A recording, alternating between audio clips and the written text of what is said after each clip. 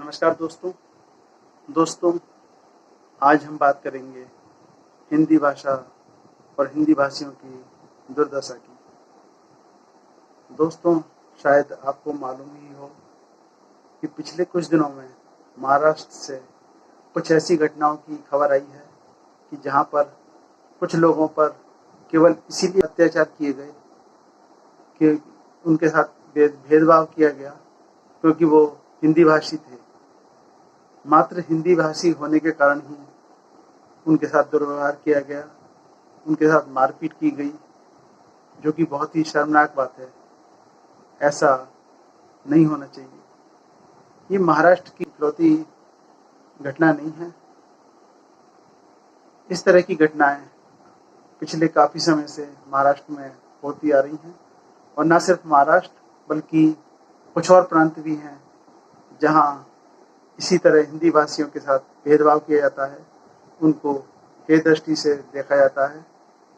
इसमें तमिलनाडु एक प्रमुख राज्य है।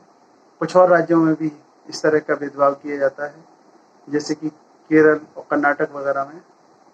लेकिन महाराष्ट्र और तमिलनाडु में इस तरह की घटनाएं जो है काफ़ी होती हैं, जहां पर कि हिंदी भाषियों के साथ भेदभाव किया जाता हो।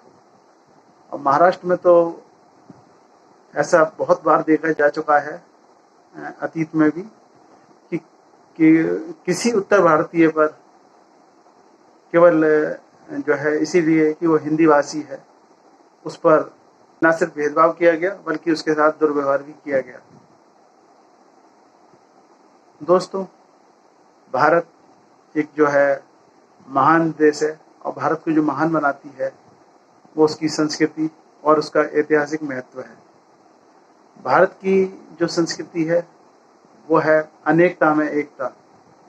भारत की जो विशेषता है वो यही है कि भारत में भिन्न भिन्न जो है संस्कृतियों को मानने वाले लोग, तरह तरह की भाषाएं बोलने वाले लोग, तरह तरह की वेशभूषाएं पहनने वाले लोग, तरह तरह के धर्मों को मानने वाले लोग जो है एक साथ मिलजुल करके रहते हैं। हमारी सांस्कृतिक धार्मिक पहचान भले ही अलग हो, लेकिन जब बात आती है देश की तो सारे एक साथ खड़े हो जाते हैं। यही भारत की विशेषता है। लेकिन इस तरह की घटनाएं जो हैं उन्होंने जो है हमारे इस अनेकता में एकता पर सवाल खड़े किए हैं, उन पर प्रश्न चिन्ह लगाए हैं।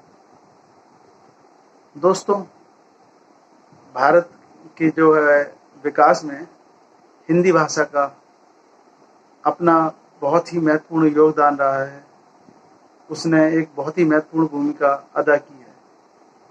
हिंदी भाषा जो है एक महान, न सिर्फ एक भाषा है बल्कि एक संस्कृति है, एक महान परंपरा है।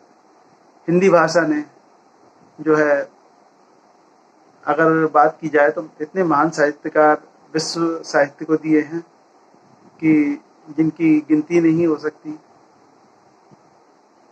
हिंदी भाषा का जो है विश्व साहित्य में बहुत ही महत्वपूर्ण स्थान है, बहुत ही महत्वपूर्ण योगदान है। हिंदी भाषा एक ऐसी भाषा है, जैसे कि मैंने बताया, कि वो सिर्फ भाषा ही नहीं है, वो एक तरह से एक संस्कृति है। उत्तर भारतीय हैं तो हिंदी भाषा एक भाषा नहीं है, वो हमारी माँ है, हमारी पहचान है।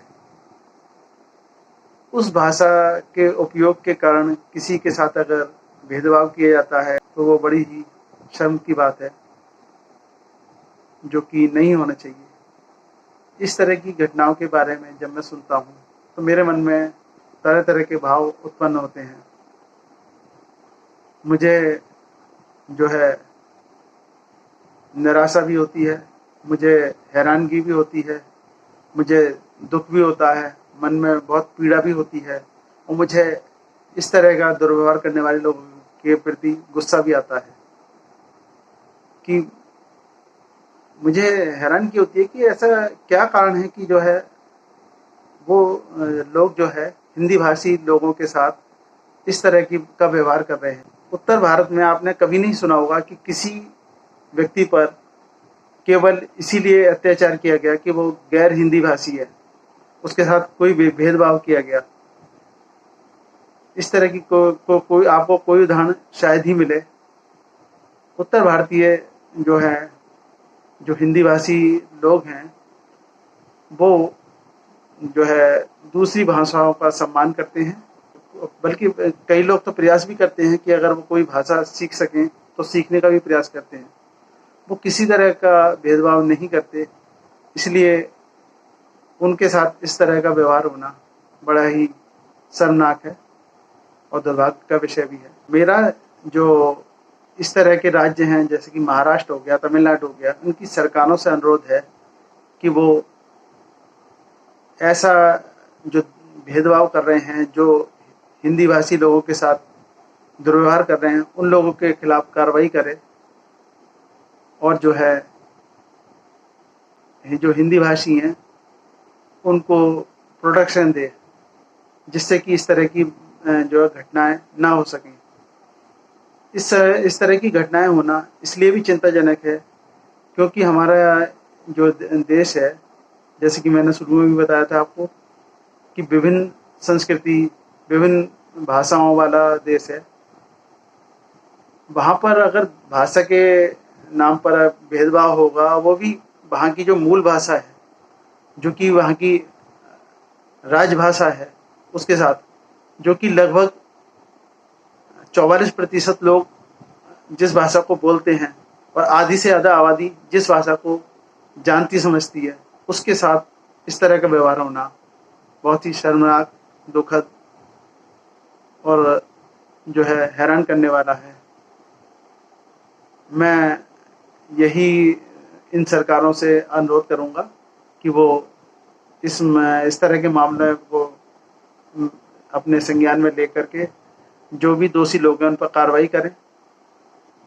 और ऐसे लोगों से भी हाथ जोड़ करके विनती है, कृपया आप ये चीज़ समझें कि हम सारे भारतीय हैं।